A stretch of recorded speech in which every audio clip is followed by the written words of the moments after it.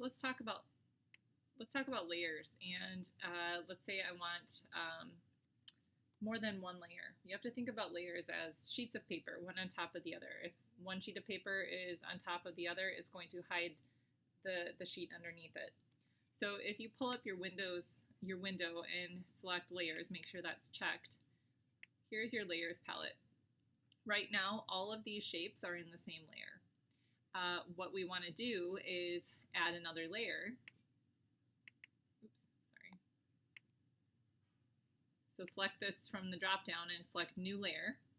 And you can call that layer anything you want. You can highlight the color if you want. If you wanted to so now we've got two layers.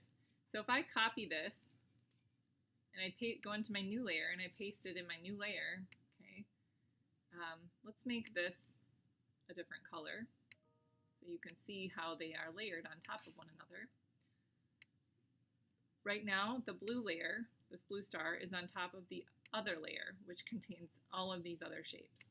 If I want this star to tuck behind the orange star, I can just take that layer and drag it down until it goes underneath layer one.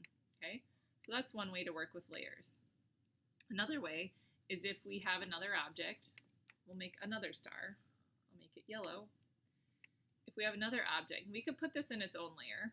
We could copy it and cut it and paste it into a new layer, or make a new layer and just start drawing in that new layer. Or I could take the star and up here under Object Arrange, we can send it backwards. So send it backwards, we'll send it behind one layer at a time, or send to the back, it'll send behind all of the shapes. Okay, so that's just a little sneak peek on how to work with